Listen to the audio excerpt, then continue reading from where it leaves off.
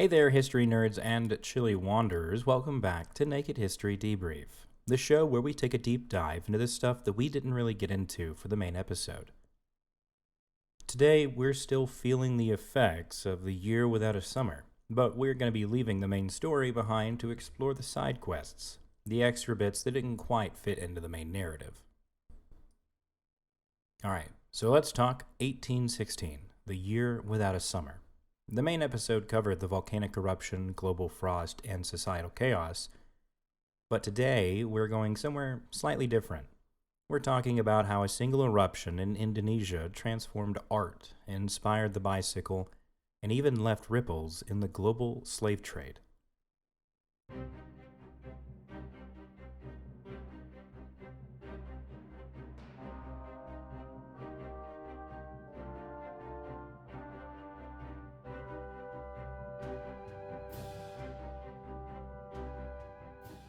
First up, art. Now, I know what you're thinking. Wait, frost, famine, how does this become a naked regret? Well, the skies themselves became a canvas. The Tambora eruption in 1815 sent ash high into the stratosphere, and by 1816, Europe was witnessing sunsets that looked like the apocalypse had been painted by nature herself. Fiery reds, molten oranges, and bruised purples all decorated the sky. And artists felt this. Take J.M.W. Turner, born in London in 1775. He was already dabbling in watercolor seascapes, but suddenly his skies were drenched in apocalyptic tones. He was capturing not just scenery, but the emotional chaos of the world around him. Meanwhile, across the channel, Caspar David Friedrich, the German Romantic painter born in 1774, was wandering foggy mountains and sea cliffs, obsessing over solitude, melancholy, and a man dwarfed by nature. Tambora's ash gave him the ultimate moody filler. And then there's Philipp Otto Runge, another German romantic born in 1777. Runge's work already flirted with ethereal skies and cosmic color, but the weird light of 1816, the muted sun and strange hues, pushed his landscapes and portraits into surreal territory. People weren't just painting the sky they saw, they were painting what the world felt under the shadow of disaster. And it's fascinating because the crops, while they failed and people froze, painters were capturing beauty in despair. Ash in the atmosphere didn't just dim the sun, it amplified human creativity. It's one of those bizarre naked history moments where environmental disaster leaves us with masterpieces. Now let's talk transportation innovation, because humans are nothing if not resourceful, or, in 1816, desperate. Crops failed, horses starved, and towns were effectively frozen in chaos. Enter Carl Dreiss and his loft machine, a two-wheeled, pedal-less running machine that you literally pushed along with your feet. Yes, picture it. You're trying to commute in a snowstorm in July, dodging frost-bitten livestock, balancing on a wooden proto-bike, thinking, I am both genius and utterly ridiculous. The people were jogging on wheels, basically inventing human-powered mobility before anyone thought to call it cycling. It worked, though. Faster than walking, it didn't require feeding a horse, and bonus, it actually got people moving during a year where everything else had stopped. The loft machine is basically the great-grandparent of your modern bike, your Peloton, your Tour de France dreams, all thanks to a volcanic eruption halfway across the globe. So next time you coast downhill on two wheels, think of 1816. Snow, famine, ash-filled skies, and a clever German saying, if the horses can't eat, maybe humans should just run. Innovation born of absolute chaos. Classic naked history.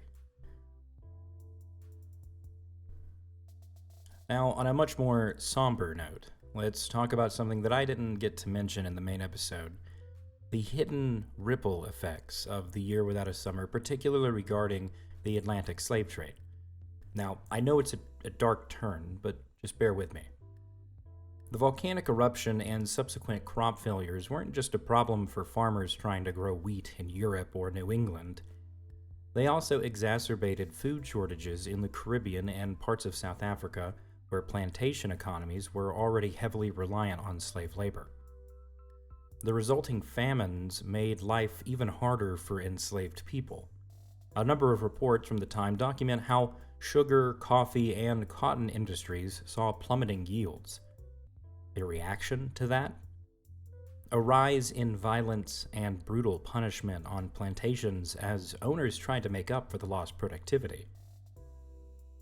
It's a part of the story that I didn't want to gloss over, because we can't just talk about the crops and the weather without recognizing how deeply connected it was to systems of human exploitation.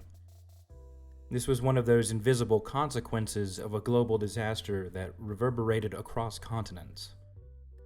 So just a small note from your host to say, we don't always see the full scope of an event like this, but the scars left behind by these kinds of environmental changes cut much deeper than just the weather.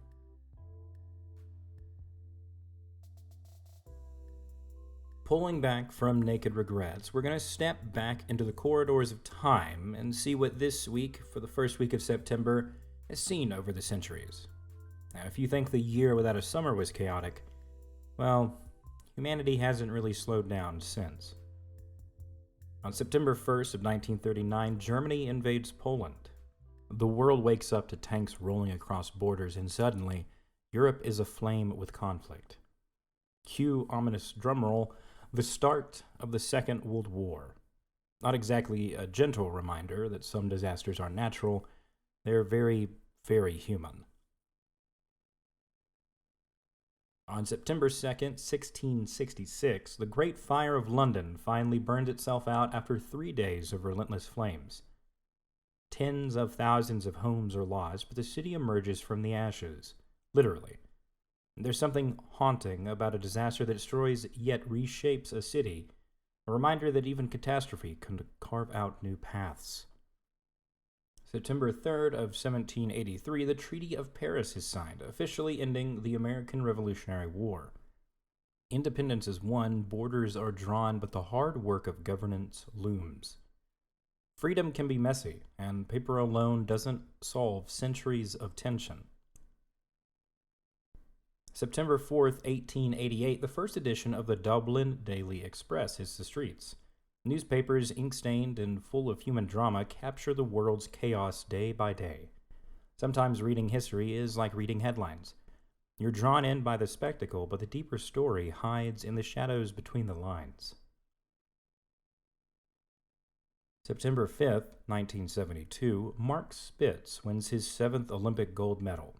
Now, athletic triumphs may seem small next to wars and fires, but they remind us that even amid chaos, humans reach for greatness, for fleeting glimpses of perfection. You can almost hear the cheers echoing from decades past. And finally, on September 6th of 1901, President William McKinley dies after an assassination, and Theodore Roosevelt steps into the presidency. History can pivot on a single moment, or a single bullet. The world shifts, sometimes violently, and someone else has to catch up. Each of these events, war, fire, diplomacy, achievement, tragedy, they all leave marks, visible or invisible. Just like the ash of Tambora blanketed the northern hemisphere, human actions ripple across decades, shaping art, invention, and life in ways we sometimes only see looking back. And that's it for today's Naked History Debrief. We've survived yet another deep dive into history's forgotten side stories, hidden regrets, and we've even managed to squeeze in some historical events along the way.